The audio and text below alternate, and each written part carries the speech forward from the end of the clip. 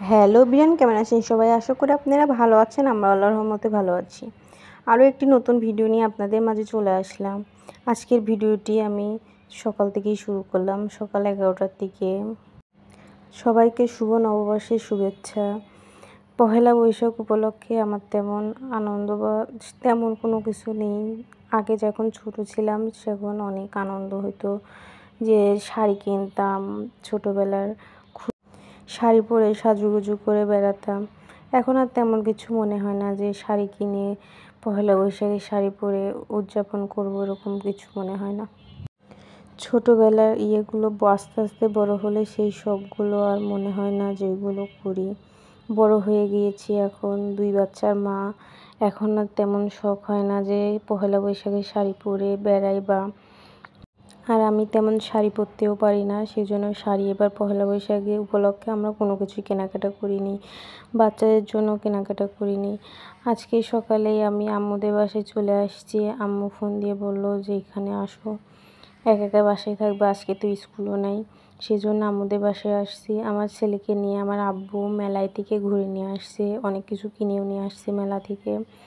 আর আম্মু আজকে দুপুরে যেগুলো রান্না করবে, আব্বু ইলিশ মাছ কিনতে গিয়েছিল কিন্তু ইলিশ মাছ পায়নি, পরে শোল মাছ কিনে নিয়ে আসছে। ওই শোল মাছ দিয়েই আম্মু সাজনা আলু দিয়ে রান্না করতেছে। আরেক চুলায় হাঁসের মাংস রান্না করতেছে, চীনা হাঁসের মাংস। এটাই আজকে দুপুরের রান্নাবান্না আম্মুর।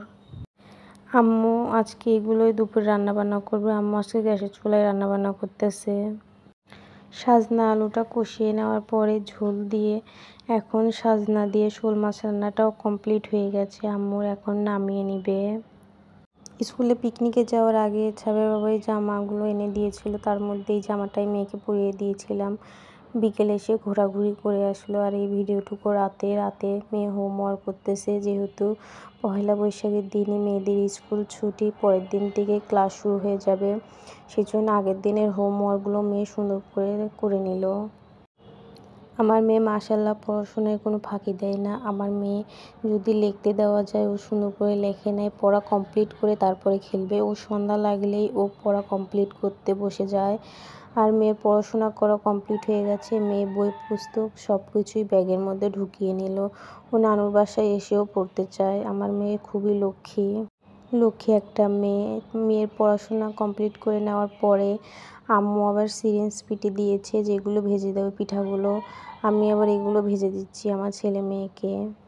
পিঠাগুলো একটু ভেঙে ভেঙে গিয়েছে। আম্মু বলল যে মনে হয় বেশি শুকানো হয়েছে নাকি কিসের সমস্যা, পিঠাগুলো ভেঙে গিয়েছে। আমানামানি ছিল কিন্তু পরে পিঠাগুলো ভেঙে গিয়েছে। ওইগুলোই আমি বাচ্চাদের ভেজে দিলাম। বাচ্চা পড়াশোনা করার পরে ছেলে মেয়েকে এগুলো খেতে দিব। এগুলো এখন নিয়ে যেয়ে ছেলে মেয়েকে দিব খাওয়ার জন্য। কয়েকটা ঝুড়িও ভেজে নিয়েছি, ভাতের ঝুড়ি। এই পিঠাগুলো আপনারা কে কে পছন্দ করেন আমাকে কমেন্টে জানাবেন। আমার বাচ্চাদের, আমাদের পরিবারের সবার ভালোই লাগে এই পিঠাগুলো।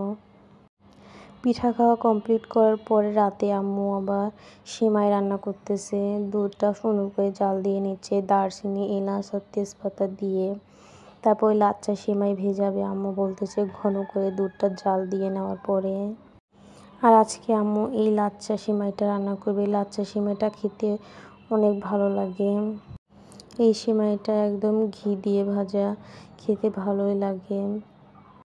এই সেমাইটাই আম্মু ভিজিয়ে নিবে। অর্ধেক আছে, অর্ধেক আরেকদিন রান্না করছিল, আর অর্ধেকটুকুই আম্মু ভিজিয়ে নিল দুধের মধ্যে। দুধটা জাল দিয়ে একটু কুসুম কুসুম গরম থাকতে এই সেমাইগুলো দিয়ে দিল, দিয়ে আলতোভাবে চামচ দিয়ে নেড়ে দিল।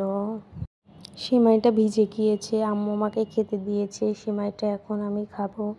আর এই লাচ্চা সেমাইটা খেতে আমার ভালোই লাগে। এই তো আমার পহেলা বৈশাখের দিনটা কেমন কাটলো সেটাই আপনাদের মাঝে তুলে ধরলাম।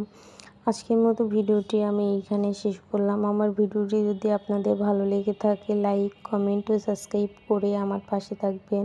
আজকের মতো ভিডিওটি এইখানে শেষ করলাম। আল্লাহ হাফেজ।